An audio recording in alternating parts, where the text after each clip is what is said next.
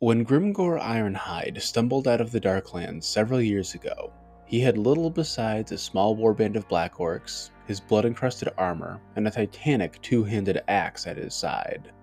From these humble beginnings, he carved a massive fiefdom from the northern World's Edge Mountains, winning battles against the forces of Kislev, Karak-Kadrin, Hellpit, and the Warriors of Chaos.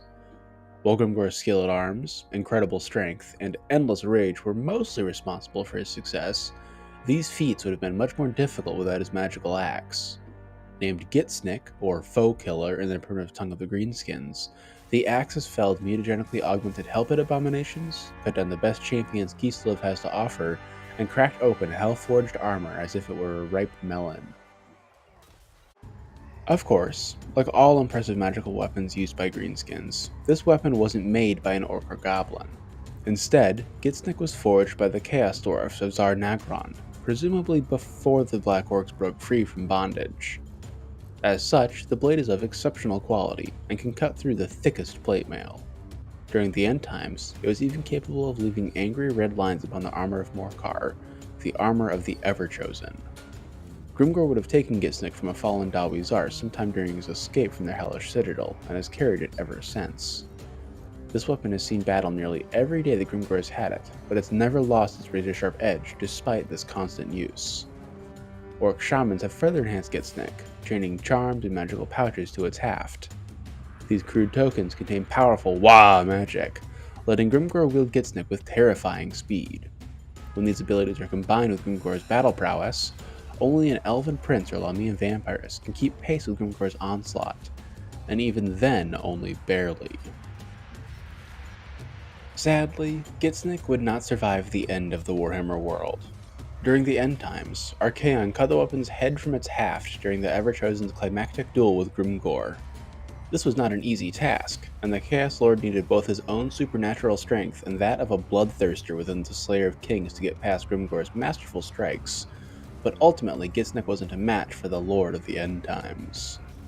Grimgor, for his credit, continued to use Gitsnik even after it was broken, trying to bludgeon Archaon to death with the wooden haft before shattering it upon the Everchosen's skull.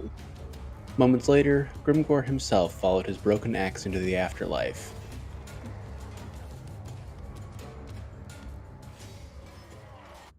In Total War Warhammer, Gitsnik is unlocked through a quest battle, available when Grimgor hits rank 7. The battle is an orcish version of the Battle of Blackfire Pass, with Dwarf and Empire forces attempting to repulse the Green Tide's invasion of the Empire. It isn't too difficult, but the Empire does bring a steam tank and a Luminarch of Hysh, so make sure you have tools capable of bringing these war machines down. Once you win the battle, Grimgor can equip Gitsnik, which is a bit underwhelming. Don't get me wrong, it's decent on the campaign map, giving Grimgor plus 10% post-battle loot, minus 10% recruitment cost, and minus 5 corruption in the local province. It's nothing game-breaking, and you probably won't actively notice any of these abilities but the corruption reduction, but they will passively help you throughout the campaign. Gitsnik's abilities on the battlefield are where I begin to take umbrage. The axe only gives Grimgor plus 6 melee attack, a plus 12 bonus versus large, and the Gitsnik activatable ability. Considering that Gitsnik was capable of inflicting even minor damage to the nigh invulnerable armor of Morkar, it should provide much better static bonuses than it actually does. The Gitsnik special ability isn't terrible, giving plus 50% armor-piercing weapon damage and plus 24 melee attack for 33 seconds. Unfortunately, this ability has a 120-second cooldown, which is way too long for what it gives. This is the only ability Gitsnik gives Grimgor in multiplayer, and it'll cost you 200 gold in the army selection screen. Make of that what you will. Despite these lackluster stats, Gitsnik isn't exactly misrepresented in-game. In tabletop, all it did was increase Grimgor's strength by 2, which any great weapon does, gave him magical attacks, and gave him the Always Strike First rule. Always Strike First is very good, as it lets you kill the enemy before they get a chance to respond, but it doesn't merit a plethora of stat bonuses. I still think Gitsnik could do with a minor facelift, perhaps increasing the melee attack and bonus versus large to 12 and 20 respectively, but then you can remove some of the campaign bonuses to balance that out. Grimgor isn't a battle leader, he is the battle.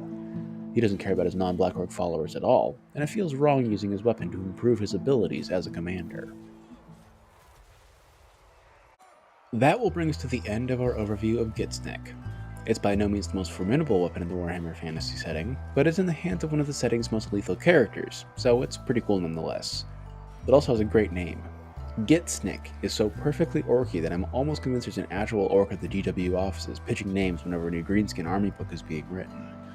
That might explain why the Greenies have so many models in game. Seriously, it's ridiculous. Their army book is like 120 some pages in 8th edition. Only the Skaven are equal to that. Anyways, that's all I have for today, so until next time, this has been Sigmar's Chosen, signing off for now.